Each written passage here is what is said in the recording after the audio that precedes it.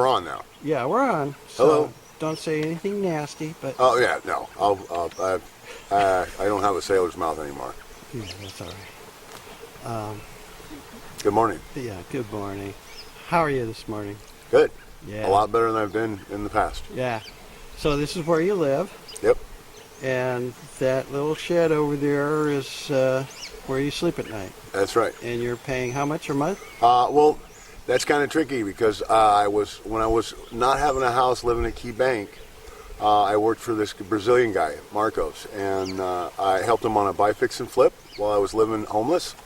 And he gave me this place to live in for free since last March.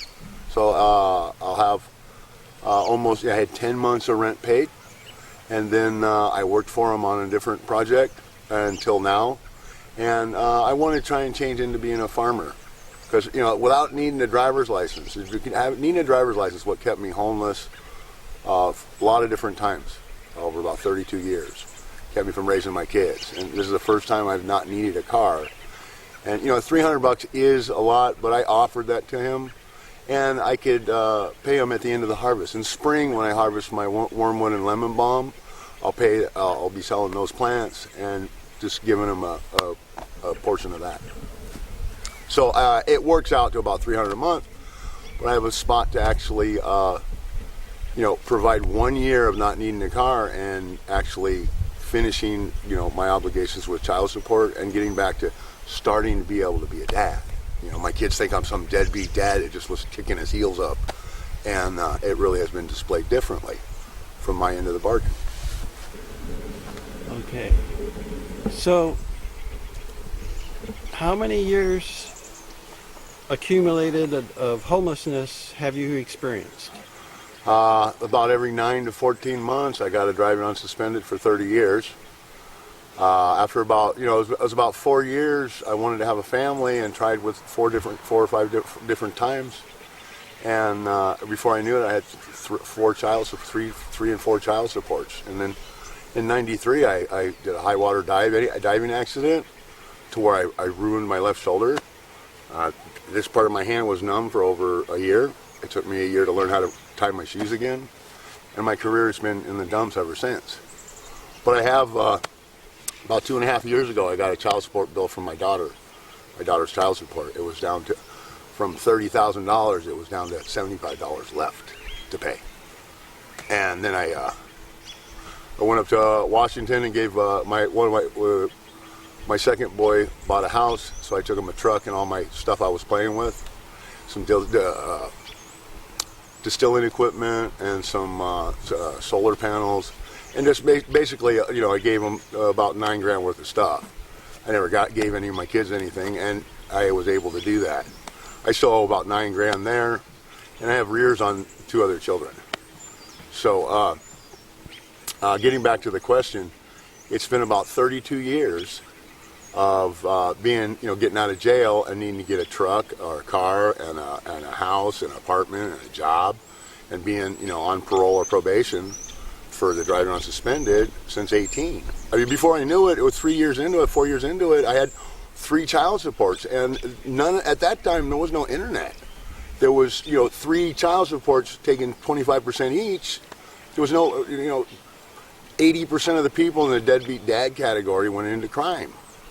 And we were, most people are shoved into those tracks. So it's about 23 years.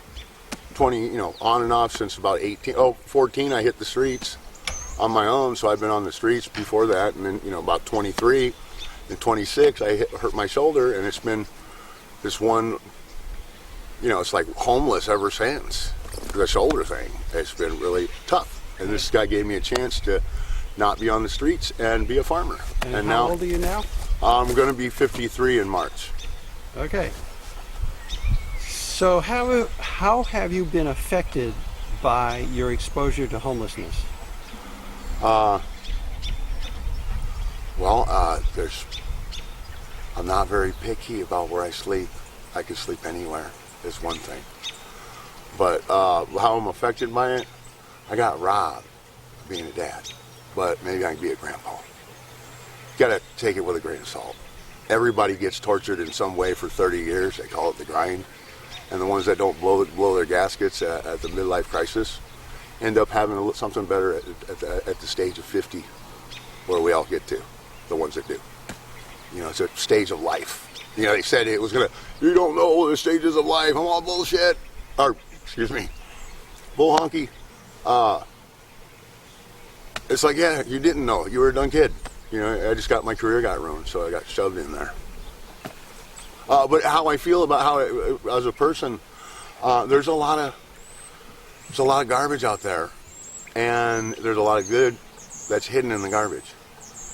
And it's really, homelessness will put you to the test of who your character is and what you want to focus on. Because there are a lot of people out there that aren't out there because of craziness or drugs and stuff like that. They're just, you know, some big wheel stomped on them somewhere in life. You know, there's all these big wheels in life, and those guys are kept there so the other people keep their jobs. You know, at least George Carlin says, you know, if you want to add some comedy. So keep your spirits up and just, you know, keep plugging forward, because none of us getting off this rock alive.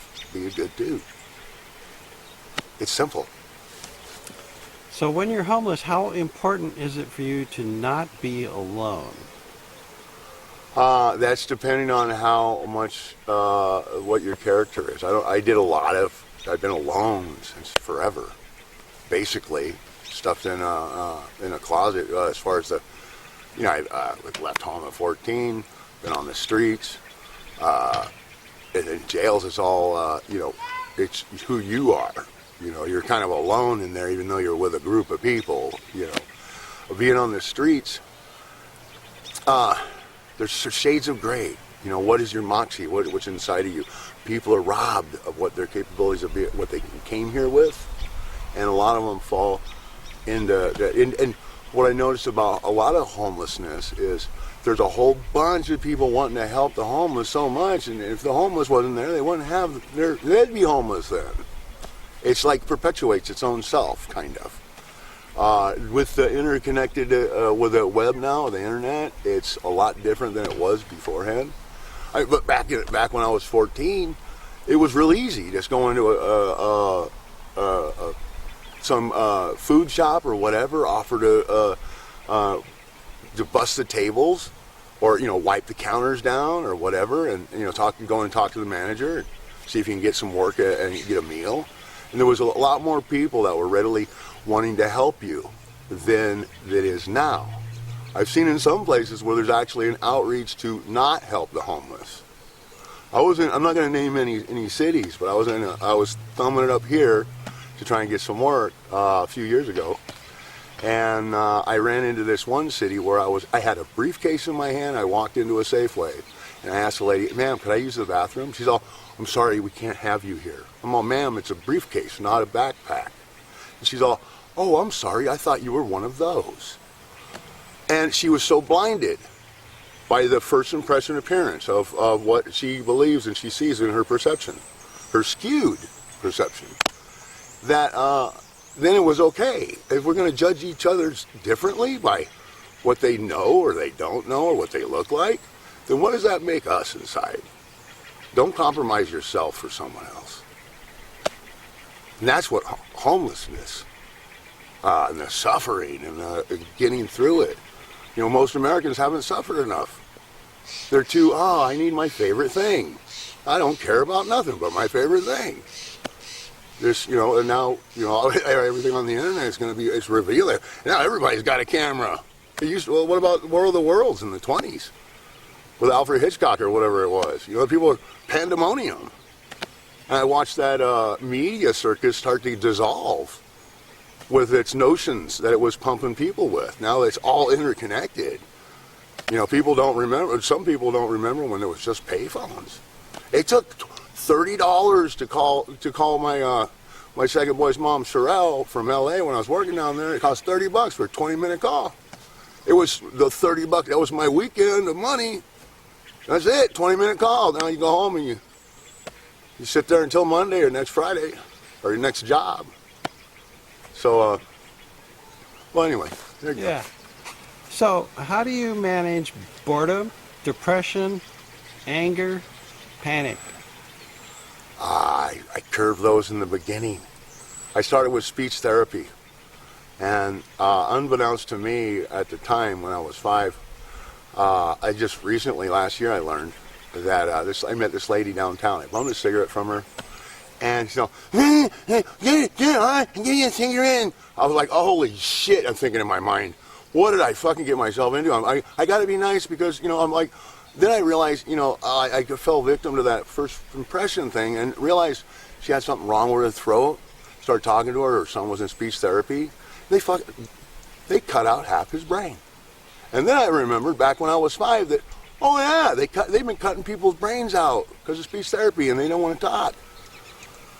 I'm like, wow, I could have, if her son's in a wheelchair, I'm like, only like 15% or 10% of the people in the 60s or 70s, when I was, or in the 70s, when I was going to speech therapy, didn't get their brains cut out. I'm like, well, what would my life would have been if I was laid up with half a brain?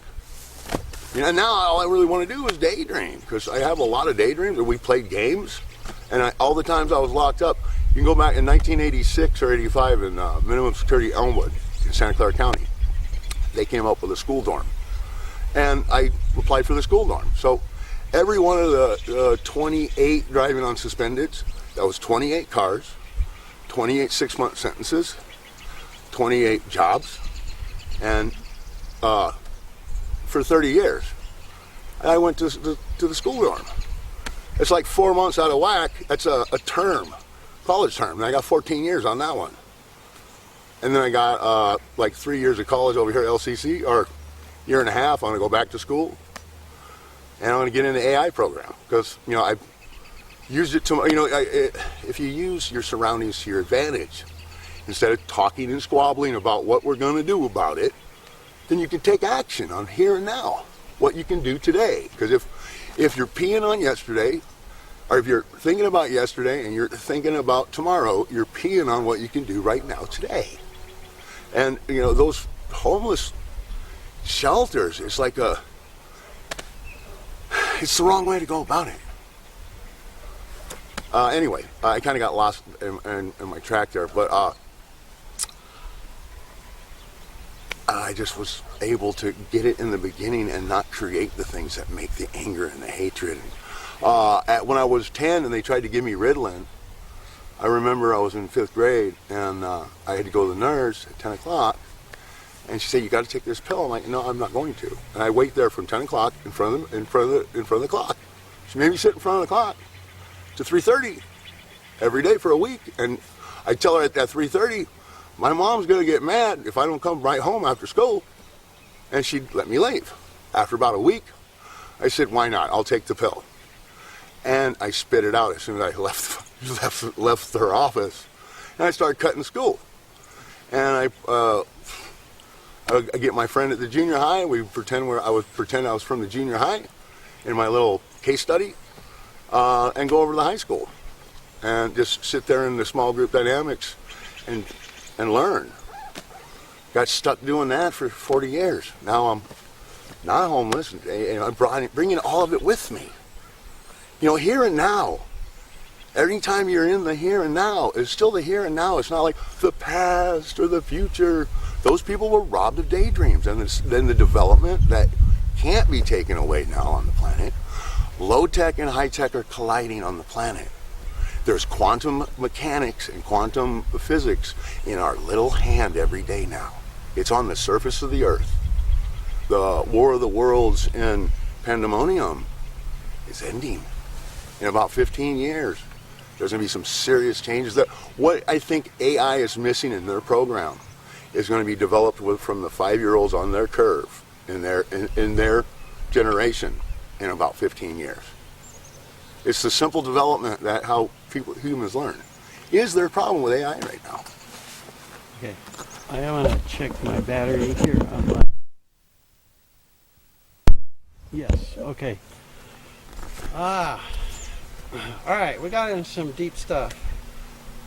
It reminds me of that guy, Lex Friedman, and his AI conversations. I've been watching that lately. It's really intriguing stuff. On the internet? Yeah, on YouTube. He has a podcast, and he talks to really some dynamic people. So you have some Wi-Fi? I have on my phone from my mom. Oh. I love my mother. She is the best mom ever. Ah. Where does she live? She's in California, middle California, over by the bay. Is she getting old? She's getting up there. You know. Yeah. I'm not no spring chicken no more. Look at me. I look like a troll under a bridge.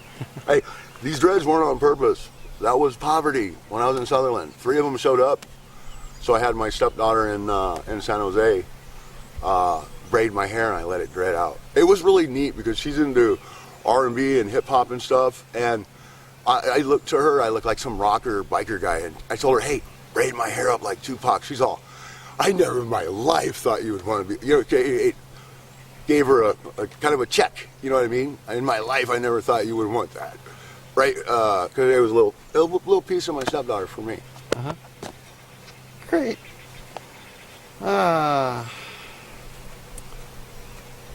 So you seem to have a pretty positive attitude all the time now? Do you never get down? Oh, well, yeah, everybody gets down. I've had a problem. Along the way, I developed screaming in an empty room, the most hideous things I can do with no one hearing it.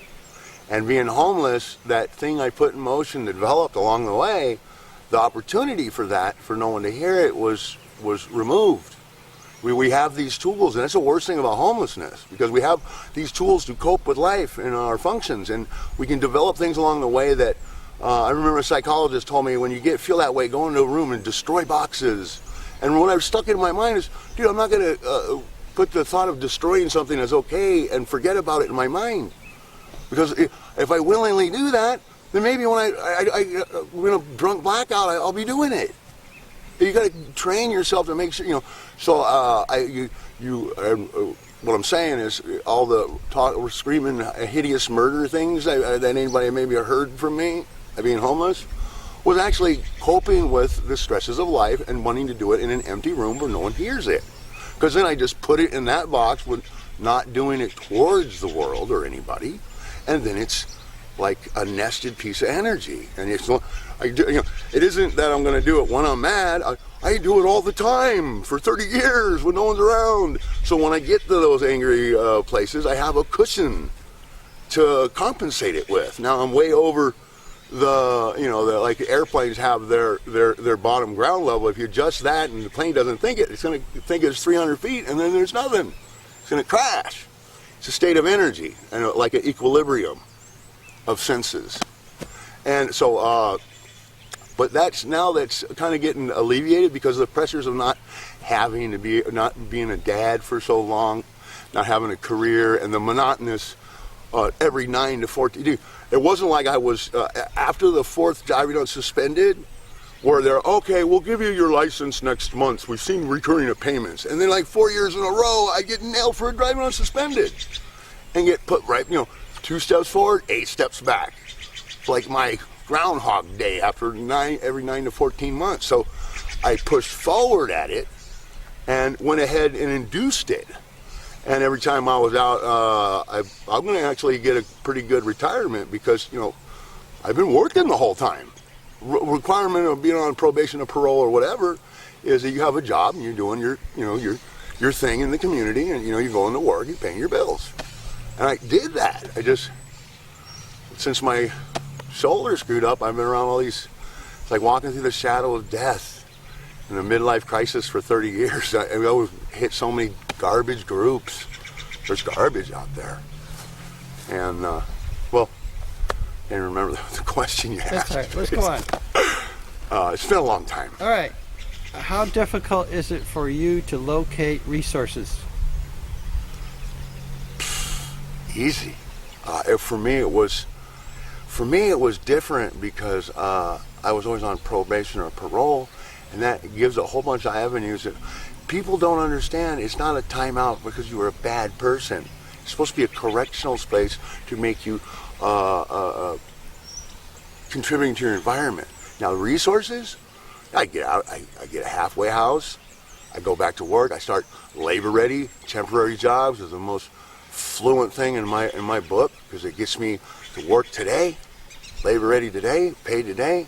There's years I did labor ready just to be able to look for work. There's a lot of people in construction that'll hire day laborers and then hire them permanent. I got over here at Goshen Forest Products, permanent for a labor ready job.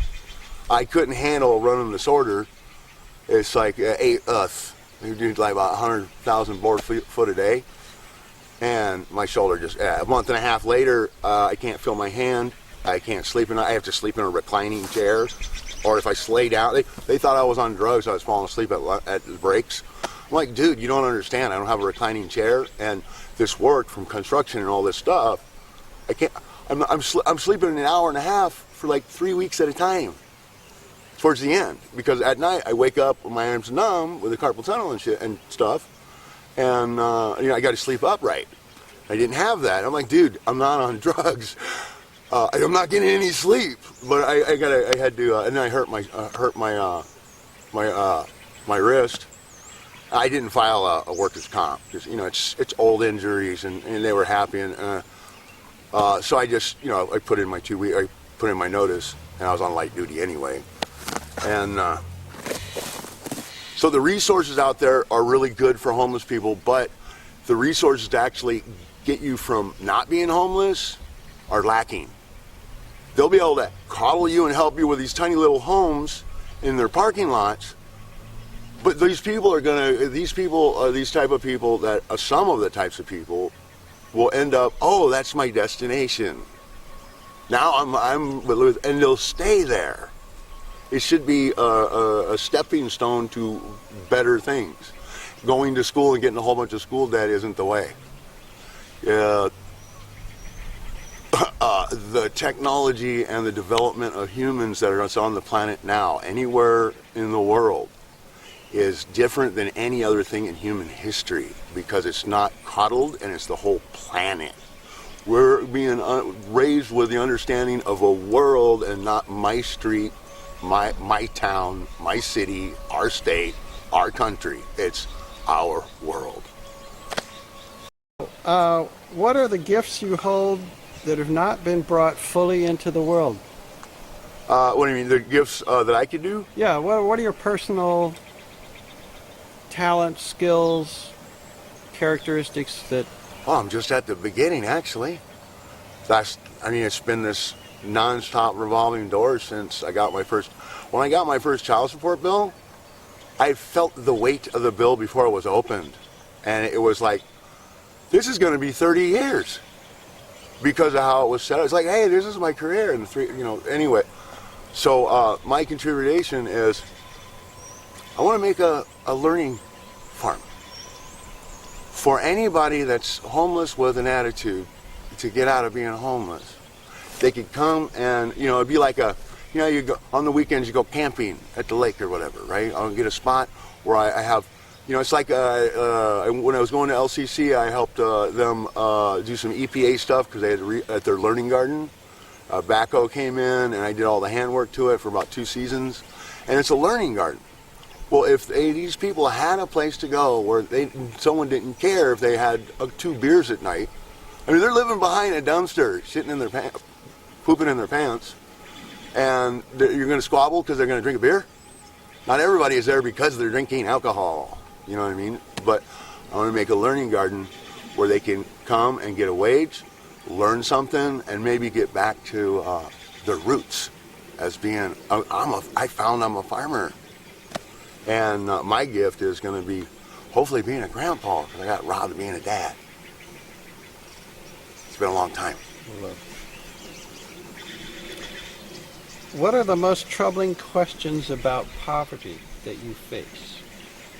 Troubling questions about poverty. The most troubling, most all the troubling things I've been thinking about for as long as I can remember about poverty, get in front of the big corporate wheel, is fulfilled with that little device in your hand now. Interconnected people, resources of being able to. My mom once told me about how drugs are legal in Portugal. My grandma was from the Azores, my parents, and I have Portuguese roots culture. And since they don't fight about it, they end up being engineers and professionals, and their focus is on other stuff. So all all this stuff with the new groups of humans on the planet are going to be more centered with empathy and their compassion. I seen a thing on the web where this guy was in Africa and he asked this African family, this camp village, right? It's a family there. It's, like a herd of humans. They're like wolf pack or whatever. He said, hey man, I got this great almond joy. Whoever can get to that tree fastest gets it. So they all grabbed hands and they got there together. Because they're together. Now it saddens me that we have to, oh, that's so beautiful. Well, we wouldn't be talking about it if you weren't infected without having it. And that's going to be, and that's I really don't like ill people. I can see right into their blackness and I don't like them. You don't like... Well, the people that were robbed of their gift of life. And there's going to be less of that on the planet with that little device in their hand. Because I know from personal experience that all I needed to do was to, so all the stuff that empowered my anger to run around screaming about murder and all this kind of stuff is really, in the end, you look at it, hey, you were a noise complaint. Shame, shame, shame. You never did anything but scream. And now that stuff is gone because, hey, every generation from now on is going to have more of what they were born with because they're going to be more individual than these corporate, get in this room, this is how it has to be, this tunnel vision kind of thing where they're, not exploring the here and now, and I get kind of lost. It's been a long time. I don't know, I hope I hit the nail on that one. I have to remember. Yeah, you have to ask me the question again to remember. Yeah. Well, what are the most troubling questions about poverty? Oh, poverty. Yeah. There's. What's the most unanswered question you have? Unanswered question. I don't know if I have one. I don't know what to say to that. Unanswered question. My answers have been there since the beginning of child support and being kept away from it. Knowing it was 30 years in advance and being able to not subject you. I can look at myself in the mirror. That's the worst thing about poverty. Poverty will try and make you go outside your character. And you'll have all the easy roads along the way and not the one that's going to save your face from the mirror. And I save my face. When I meet my children, I'll be able to look them square in the eye and know I tried the whole darn time. What is your vision for a world without poverty? I heard about a place in India that 110,000 people live without any money. I don't know any more detail about it, but I got the sun, I got water, I got plants. Nowadays, the thing that's been striking my poverty and my demise is not being able to, be there for my kids. Not really, with the things that come up in the talking conversation that other people want to be in charge of, teach them how to ride a bike and all this other shit. Or, I bring up child support and just let people go their own way and they start talking about their paychecks. Yeah. How many times I've been in labor ready where this job pays this much, this job pays this much, this one pays it. It's never a question of what they're doing. I got a little word puzzle game on my phone that I just started. It pays money. It's not much, but I'm terrible with words because I have a mathematical, scientific mind, and I know that there's a difference in that. So I play this game, so I get paid. But it's more just to get some playing games that strike your mind and daydreams. People don't daydream enough. It actually daydreaming, not trying to figure everything little detail out, is what frees people. Neural pathways, growth, and development. And these people that have been along the way, they have their daydreams destroyed, and they start following some other notions of how it's supposed to be, from some outside notions of, being corralled like in a cattle chute with the way that we've been raising humans. Now we're going to have a lot more diverse humans from from the stuff on the planet. I don't know if I hit that boat. Yeah. So, what about your friends? Well, it's going to take a minute to get back there again because now I can't remember where I was at. Oh, the growth and development of daydreams. Yeah. These people are robbed of their daydreams, and that growth and development stunts them, and it, they get fooled into following some path outside of their own space, and it stunts their development, and that develops addiction, homelessness. They're robbed of their right. It didn't come out the same way as off the camera, but it is still the same.